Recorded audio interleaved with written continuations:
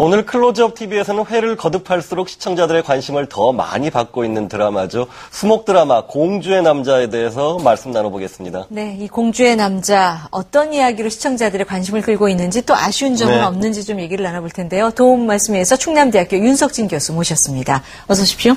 안녕하세요. 예, 안녕하세요. 자, 이 공주의 남자 제목부터 좀 심상치 않은데요. 어떤 매력을 가진 드라마인지요?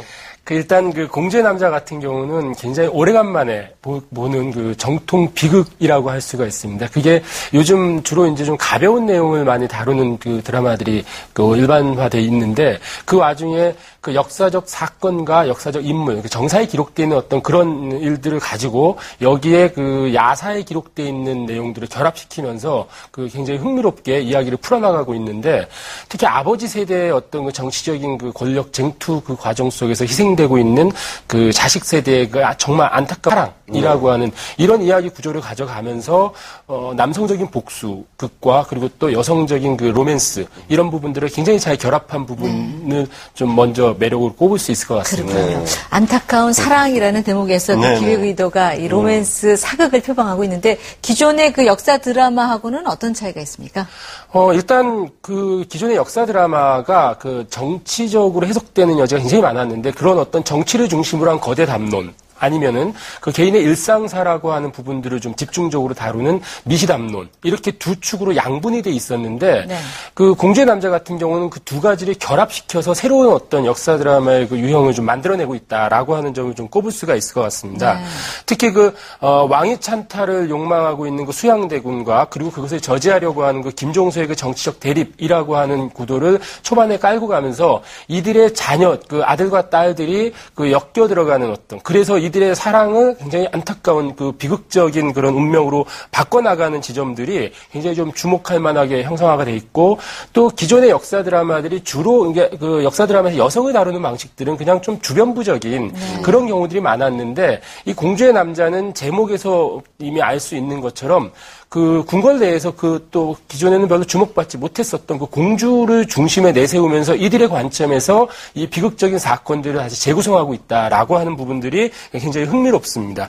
특히 개인의 어떤 일상사라고 하는 부분들을 정치적인 담론과 연결시킨 부분들은 이미 2010년, 9년 이때부터 나온 성균관 스캔들이나 추노에서도 굉장히 많이 흥미롭게 볼 수 있었던 이야기 구조인데 공주의 남자는 그 결합 강도를 훨씬 더 세게 가져가면서 정치를 이야기하고 있지만 실은 그 속에서 개인의 삶이라고 하는 것이 어떻게 파괴되는지 이 부분을 좀 주목을 한 것 같습니다.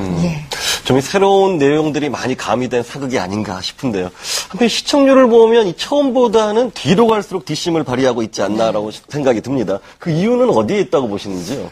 일단 전 첫 회가 굉장히 인상적으로 기억에 남아 있는데 굉장히 끔찍한 계유정난의 현장으로부터 시작을 합니다. 그리고 그것을 다시 이제 시간을 거슬러 가지고 그 사건이 벌어지기 전에 어떤 그런 과정들을 이제 구체적으로 묘사를 해나가면서 가장 최근에 다시 계유정난의 참상을 그대로 이제 재현을 해냈는데 초반부에 굉장히 끔찍한 사건인 만큼 학살의 현장이라고 볼 수 있는 것이죠. 그것이 주는 굉장히 과부하가 좀 있었다고 할까요? 그러니까 좀 편하게 보고 싶은 마음도 없지 않아 있었을 텐데 특히 이제 핏빛 로맨스라고 이렇게 얘기를 했기 때문에.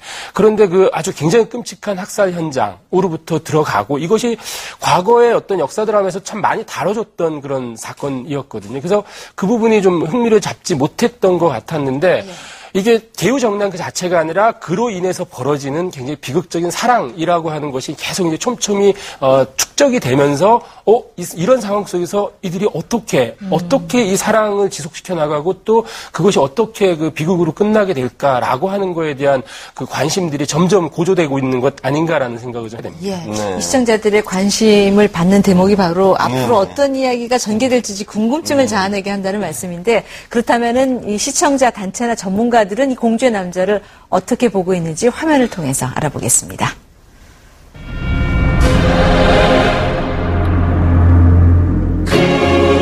지난 7월 20일 첫 선을 보인 KBS 수목 드라마 공주의 남자.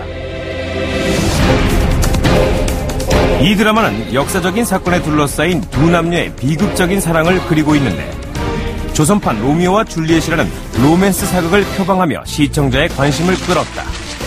사내가 아녀자의 놀이개를 가지고 있었다. 저희 공주의 남자는 역사서 나타나지 않는 인물들입니다. 물론 금계필담이라는 야사 있지만 저자조차도 과연 그 사람들이 살아 숨쉬었느냐에 대해서 퀘스천 마크를 찍을 정도 허구의 인물이죠.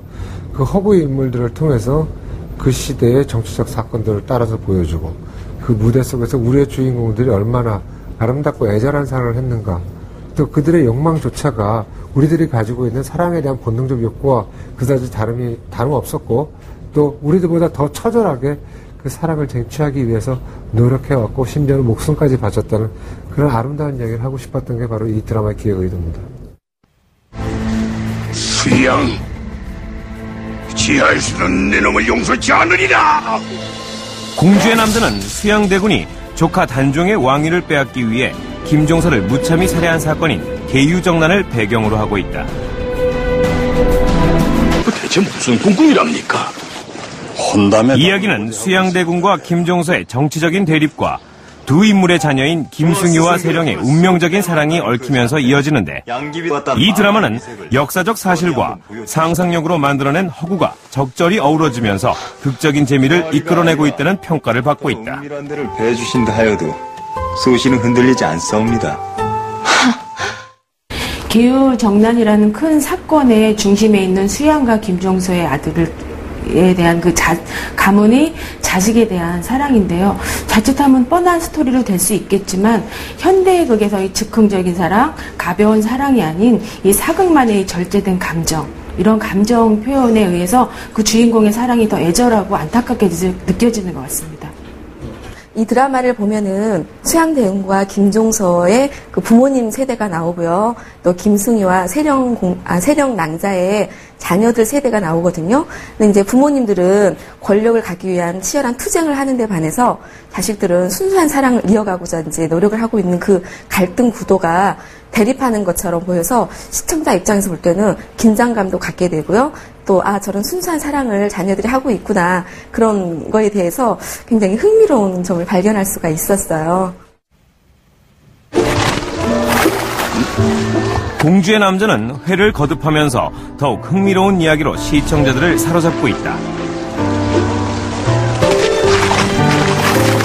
드라마 초반, 세령이 신분을 속이고 김승효와의 사랑을 키워나가던 이야기는 지난 8회 계유정난에 대한 이야기가 본격적으로 그려지면서 앞으로의 파란을 예고했다. 새로운 국면으로 접어든 이야기는 한층 더 극대화된 갈등의 시작을 알리고 있는데, 부모들 간의 악연으로 이루어질 수 없는 운명에 처한 두 남녀의 사랑이 앞으로 어떻게 그려질지 궁금증을 자아내며 시청자들의 주목을 받고 있다. 아비와 그자의 아비는 이제 같은 하늘을 이곳에 수 없는 원수와도 다릅니다. 정통 역사 드라마와 퓨전 사극 사이에서 새로운 색깔을 보여주고 있는 공주의 남자. 이 드라마의 또 다른 특징은 기존의 역사 드라마와는 다르게 여주인공을 중심으로 이야기를 풀어나가고 있다는 것이다. 김승유는 부마가 될 것이야.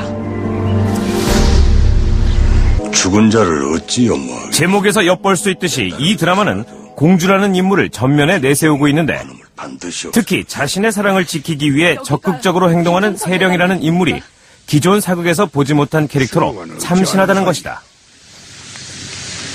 그분께 큰 빚을 지고 있는 사람입니다. 그 신선한 그 세령 공주의 그 모습, 옛날에는 그 동양적인 여성만 그 모습이 나타나지만 이번에 그 캐릭터 세령 공주는 현대적인 그런 외모임에도 불구하고 굉장히 합리적으로 또 도발적으로 또 용기 있는 선택을 하는 그런 여성상으로 나오거든요. 예, 그런 부분이 좀 공감할 수 있는 부분이 아닌가. 이 작품에서 가장 인상적인 점이 신선한 캐릭터의 등장인데요. 사실 기존 사극에서 특히 활약이 미미했던 여성 캐릭터들이 이제 좀 진보적인 캐릭터로 등장을 한다는 점에서 첫 회부터 굉장히 인상적인 점이 발견이 됐어요.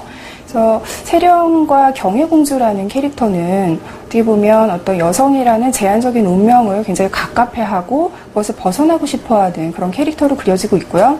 또 이들이 어떤 각각 상대 연인인 승유와 정종을 만나게 되는 과정도 둘이 서로 역할 바꾸기를 하는 과정을 통해서 만남이 이루어지고 있기 때문에 단순히 남녀가 뭐 첫눈에 반한다거나 이런 설정보다 좀 신선하고 운명적인 느낌을 더해주고 있어요. 그래서 이러한 캐릭터의 설정과 관계의 설정 같은 것들은 이 드라마를 충분히 흥미롭게 한다고 할 수 있습니다.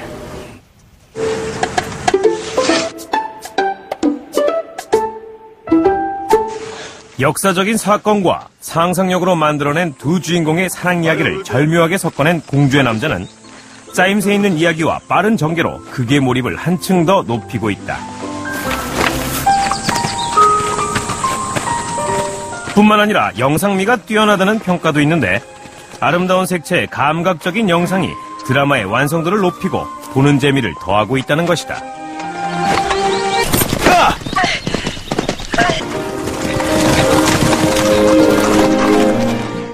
흔히 사극이라고 하면 좀 이렇게 느리고 잔잔한 전개를 많이 생각을 하는데 굉장히 편집도 미니 시리즈처럼 굉장히 빠르고 감각적이고 영상도 기존의 어떤 약간 사극의 어둡고 무게 있는 색감을 벗어나서 이제 좀 원색도 많이 사용하고 그래서 굉장히 좀 감각적이고 스타일리시한 그런 영상을 보여준다는 점. 그리고 화면을 보면은 야외 촬영이 많아서 그런지 채도가 굉장히 높거든요. 그러니까 자연광도 많이 사용을 하고, 그러니까 사실 추노의 성공 이후에 사극에서도 우리가 좀 얼마든지 새로운 소재라든지 스타일리시한 영상미가 역사적인 사실 못지않게 굉장히 중요한 요소를 부각이 됐는데요. 공주의 남자도 그러한 면을 잘 만족시키고 있다는 점에서 좀 개성적인 퓨전 사극의 매력을 잘 보여주고 있는 작품이라고 할 수가 있습니다. 다시 만나지 말라 하신 약조를 어겼습니다. 남의 것을 탐내는 것이 네 아비와 다를 게 없구나. 정사의 기록과 야사의 기록을 절묘하게 교차시키면서 새로운 이야기를 써내려가고 있는 공주의 남자. 누구십니까? 그대가 보고 있는 이가 공주요. 기존 역사 드라마의 진부함에서 벗어나 감각적인 영상과 참신한 이야기로 역사 드라마의 또 다른 방향을 제시하고 있다.